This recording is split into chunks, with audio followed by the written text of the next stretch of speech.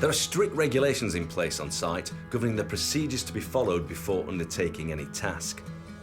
Before starting work, all personnel must report to the Area Permit Office, ensuring you have an appropriate risk assessment and method statement relevant to the work being carried out. This must be accompanied by a site approval form, known as a 6B, and ensure your plant registration card is placed in the card holder. You will also be required to have had a local area induction and be able to show your validated induction card as evidence of this.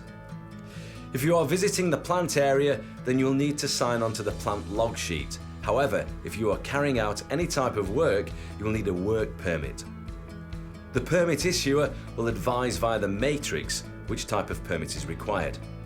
The most common are activity sheet, where no process or service isolations are required. No hot work, no confined space, and no excavation to take place.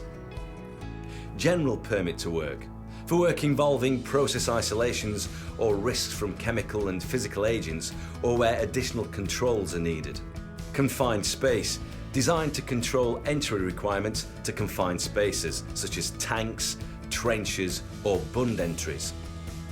Hot work, for work involving open flames or producing heat or sparks, for example, welding, grinding, cutting, or soldering.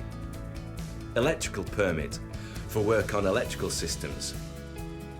Other permits, such as an excavation permit, may be required dependent on the task being carried out. These will be advised by the permit office before you start work. If you're working in BPP plant areas, you must ensure you check there are no flashing lights, and if there are, leave the plant and return to the permit office for further instructions. In addition, a pre-task safety review must be completed at the workplace. Dependent on the work, you may also require show me steps as part of the validation of your permit. This means a member of the operations team will go through the job on site and point out any issues, isolations, or risks you might encounter. They will also check that you're using the right signs and that any barriers needed are in place. On completion of the work, ensure the correct handback procedures are followed. You must follow the pre-start procedures for every job you're involved with on site. The steps are there to keep you and other people on site safe. Once you've answered the questions for the pre-start procedures correctly, then move on to the next section.